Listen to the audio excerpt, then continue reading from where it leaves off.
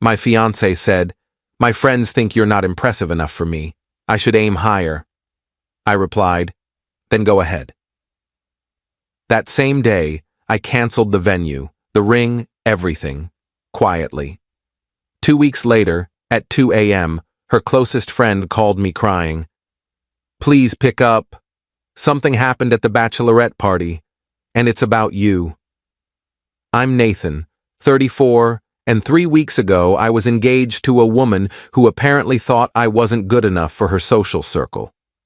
The relationship ended in the most bizarre way possible, but I'm getting ahead of myself. I'd been with Amy for 4 years, engaged for 6 months. We met through work. She was in PR. I did project management for a mid-sized construction firm. Nothing glamorous, but stable and well-paying. We had what I thought was a solid relationship. We traveled together, had the same sense of humor, talked about having kids someday. Her friends always seemed nice enough when we hung out, though I noticed they had a tendency to talk about money and status more than I was comfortable with. The breaking point came on a Wednesday evening 3 weeks ago. We were at her apartment having dinner. I'd picked up Thai food on my way over, and she seemed distracted, kept checking her phone, giving short answers to my questions. Finally, I asked what was wrong. "I had lunch with the girls today," she said, not looking up from her pad. "Thai, okay. How was it?"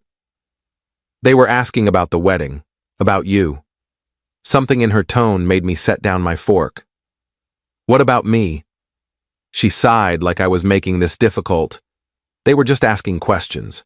What you do, what your family's like, what kind of life we're going to have." And honestly, Nathan, they think I could do better, that I'm settling.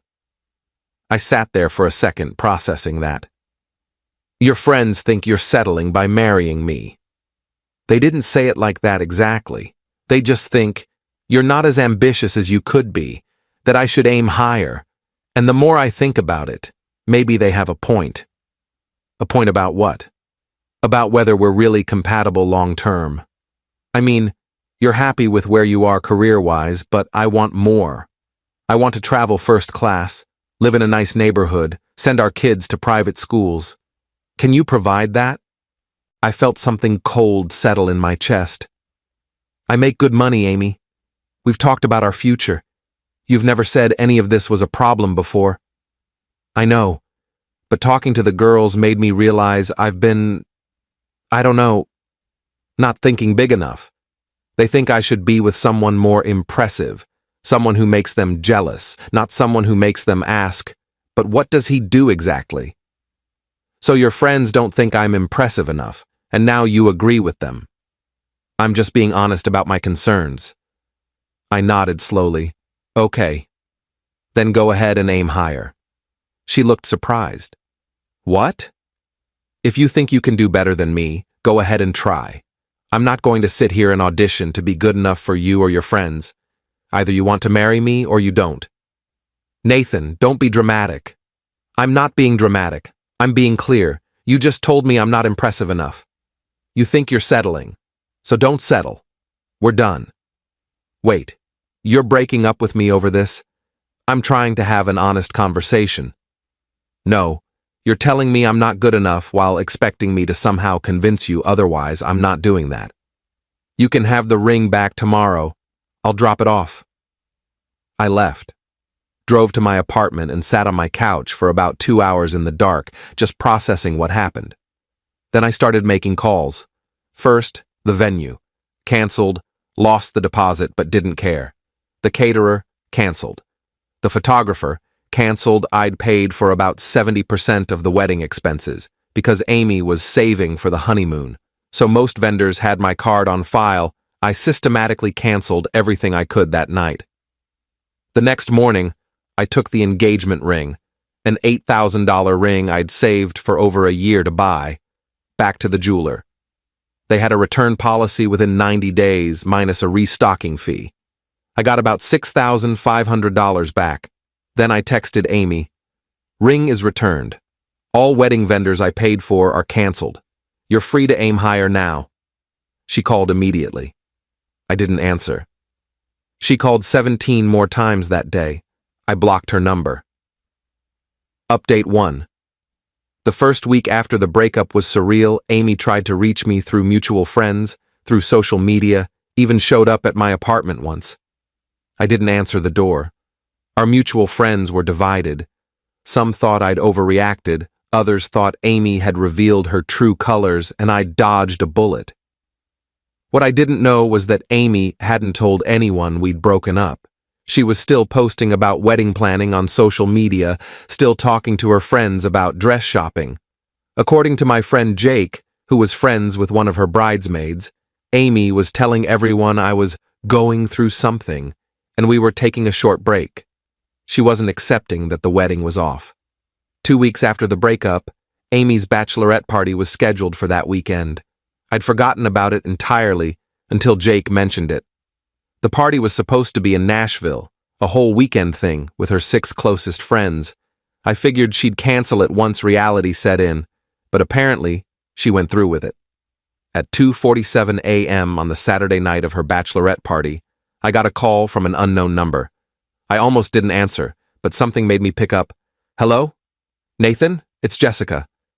Amy's maid of honor, crying so hard I could barely understand her. Jessica, what's wrong? I need to tell you something I can't. We can't let Amy do this to you. Oh my God, I feel so sick. Slow down. What are you talking about? The bachelorette party. We're in Nashville. Amy's been drinking all night and she told us everything. About why you broke up. About what she said to you. Okay? She told us her plan, Nathan. She's not accepting the breakup. She thinks if she just continues planning the wedding and shows up at the venue on the wedding date, you'll go through with it because you won't want to embarrass her in front of everyone. I sat up in bed. What? She rebooked everything. The venue, the caterer, everything you canceled. She's been using her credit cards and her parents' money. She told us tonight that she knows you were just upset and that on the actual wedding day, you'll show up because you love her. She said she's not letting you throw away what you have over one stupid comment. Jessica, we broke up. I told her we were done. I know, that's why I'm calling. She's delusional, Nathan. She thinks if she just pretends everything is fine, it will be. And her friends, these girls here, they're encouraging her. They keep saying you'll come around, that all guys get cold feet, that she just needs to be persistent. Where is Amy now? Passed out in the hotel room. But before she passed out, she said something else, something that made me physically ill. What? Jessica was crying harder now.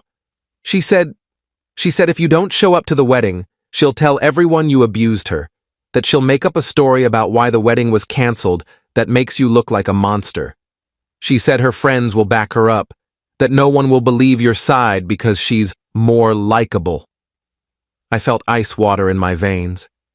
She said that? Yes, I swear to God, Nathan, I heard her say it. We all did. And most of these girls laughed like it was a joke. But I know Amy. She'll do it. She's so obsessed with not looking bad that she'll destroy your reputation to save face. Why are you telling me this? Because it's insane. You're a good guy. You didn't deserve what she said to you, and you definitely don't deserve this. I told Amy I thought she was wrong about you not being impressive enough. I told her she was being shallow and stupid, but she wouldn't listen. And now she's planning to either trap you into a wedding or ruin your life if you don't comply. I was quiet for a long moment. Are the other bridesmaids there with you? Yeah, most of them are asleep or drunk. But Melissa heard everything too. She's here with me. We both think you need to know.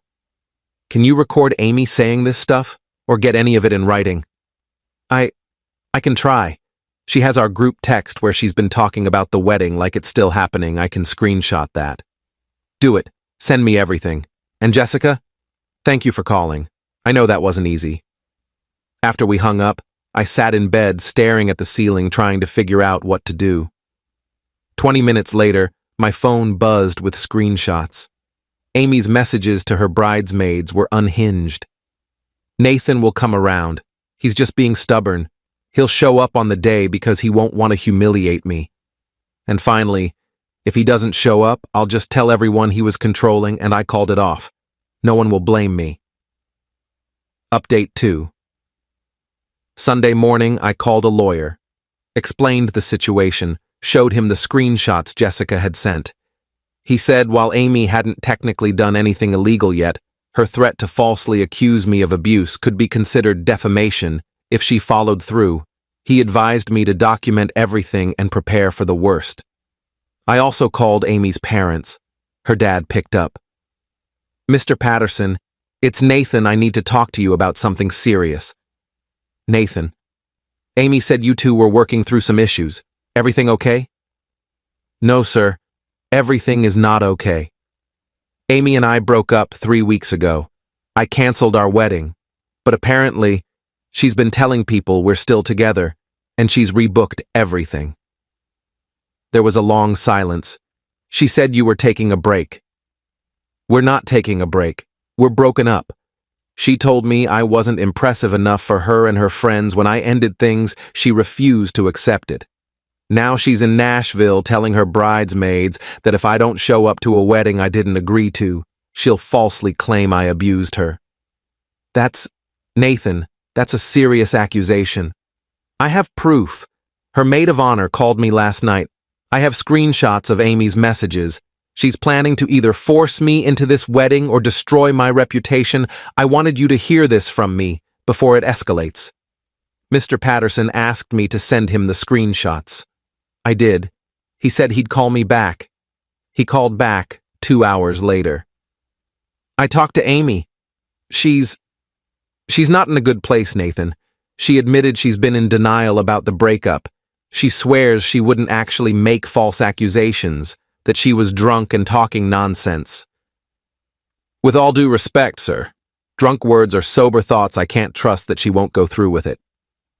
I understand. I'm going to get her home from Nashville today, and we're going to have a family conversation. I'm also going to make sure the wedding vendors are contacted and everything is definitively canceled. You have my word. Thank you.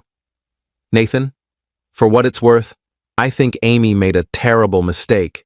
You've always been good to her. I'm sorry it ended this way. Update 3. Amy's parents did cancel everything and apparently staged some kind of intervention. Jessica texted me updates over the next few days. Amy was forced to tell her friends the truth, that we were broken up, that she'd sabotaged the relationship by telling me I wasn't good enough, and that her plan to wait me out had failed spectacularly. The friend group imploded. Jessica and Melissa both distanced themselves from Amy, disgusted by her behavior. The other bridesmaids apparently felt deceived and embarrassed that they'd been helping plan a wedding that wasn't happening. Amy's reputation in her social circle took a massive hit. 4 days after the Nashville incident, Amy sent me a long email. It was partly apologetic, partly defensive, and included a lot of excuses about how she'd been confused and influenced by the wrong people. She claimed she never would have actually accused me of abuse, that it was just drunk talk. She asked if we could meet for coffee to get closure. I didn't respond. A week later, I heard through Jake that Amy had started therapy. Her parents had apparently made it a condition of continuing to support her financially. I was glad she was getting help, but it wasn't my problem anymore. The weirdest part of all this was how many people reached out to tell me I'd done the right thing. Friends I hadn't talked to in years, even Amy's cousin, who I'd met maybe twice, sent messages saying they'd always thought Amy was too focused on appearances and status. It was validating, but also made me wonder how many people had been thinking that while we were together. Final update. It's been 2 months since the breakup. I'm doing well, all things considered. I've been focusing on work, started going to the gym more consistently, and reconnected with some friends I'd neglected during the relationship. Jessica and I have stayed in touch, just as friends. She feels guilty about not speaking up sooner about Amy's behavior. I told her she doesn't need to feel guilty. She called me when it mattered most. Amy moved to a different city about 3 weeks ago, got a job transfer according to Jessica. I think she was too embarrassed to stay here after everything that happened. The story got around, not because I told people, but because the bridesmaids talked, and it spread. In a city this size, that kind of drama doesn't stay quiet. I ran into one of Amy's friends from that lunch, the one who apparently started the whole "you're not impressive enough" conversation. At a coffee shop last week, she actually approached me. "Nathan, hi. Can I talk to you for a second?" "Sure. I just wanted to say I'm sorry. For what I said about you to Amy, I didn't think she'd actually take it seriously, and I definitely didn't think it would blow up like this." "What exactly did you say?" She looked uncomfortable. "I asked if you were really ambitious enough for her lifestyle. It was stupid and judgmental. I was projecting my own issues onto your relationship. Amy's always been a little insecure about how she measures up, and I think I fed into that. I feel terrible." "Did you know she was planning to go through with the wedding anyway?" "No, I swear I didn't know about that until after Nashville. When I found out what she said about making false accusations, I was horrified. That's not okay." "No, it's not. For what it's worth, I think she really did love you. She just got it in her head that she needed to be with someone more flashy to prove something to people.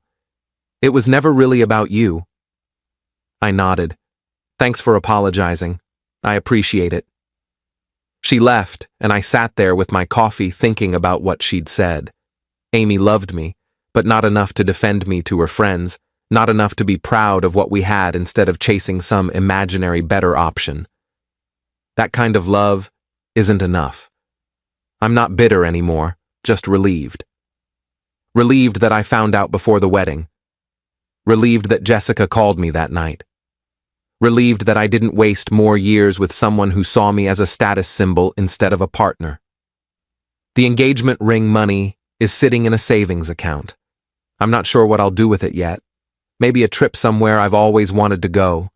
Maybe just let it sit there as a reminder that I made the right choice. Amy's parents sent me a card last week apologizing for everything and thanking me for handling it with maturity. That was unexpected, but nice. As for dating again, I'm not there yet, but I'm open to it eventually. Next time, I'll be more careful about someone's values, about whether they see me as enough, exactly as I am, without needing to be more impressive for their friends. I learned that the right person won't need to aim higher because they'll already know they hit the target.